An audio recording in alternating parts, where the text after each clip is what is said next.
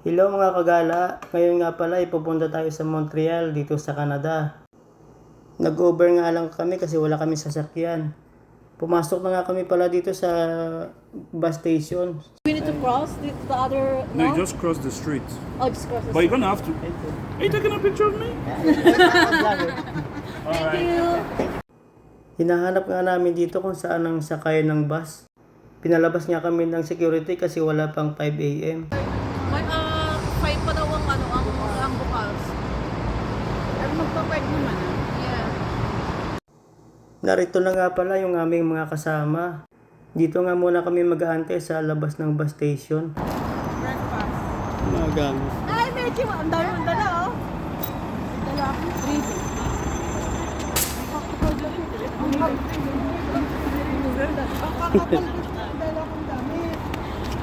Ate nga, hindi ko naman sinabi isang linggo ka pala roon. Ito yung pagkain lab.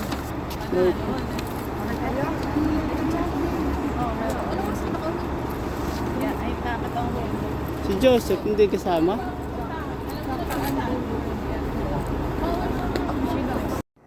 Ilang minuto na nga lang pala at magbubukas na itong bus station.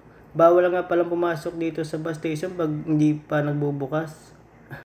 At kanina nga ay pinalabas kami ng security. Nakapasok na nga kami dito guys sa loob ng bus station. Mag-aantay na nga lang kami dito na dumating yung bus at alas 6 daw ang dating ng bus. At ito na nga, nag-ready na kami kasi dumating na yung bus. Ang sabi ko nga dyan ay pipicture nga muna kami.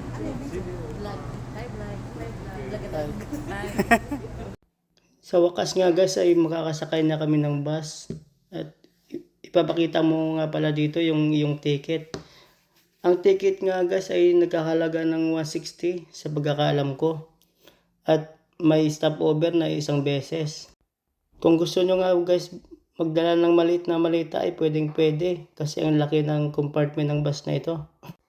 Nauna na nga itong mga kasama namin at ang ganda ng posisyon ng upo nila at nasa harap sila. Bye. Hi.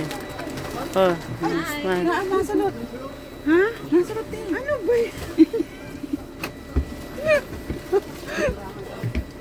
Dito ka ba sa tabi ng Herian?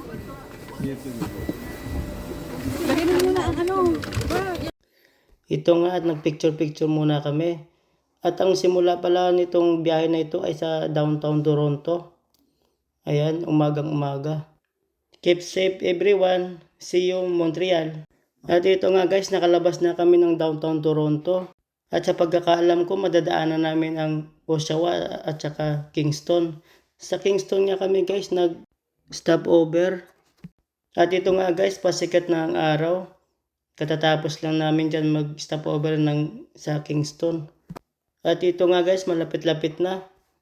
Pero malayo pa din. 6 na oras nga pala guys ang biyahe mula downtown Toronto hanggang Montreal. At sa wakas nga guys, dumating na kami dito sa Montreal. At sa palagay ko guys, ito yung downtown nila. Suwabe lang yung biyahe, sarap tulog. Si boss ka naman. Suwabe lang yung biyahe namin mga kagala, walang sakit sa puwet, sarap ng tulog namin, walang hassle. Touchdown Montreal! At dito guys, nagre-ready na kami papuntang simbahan. Ang isa sa pinakasikat nilang simbahan rito, ang Notre Dame, Basilica of Montreal.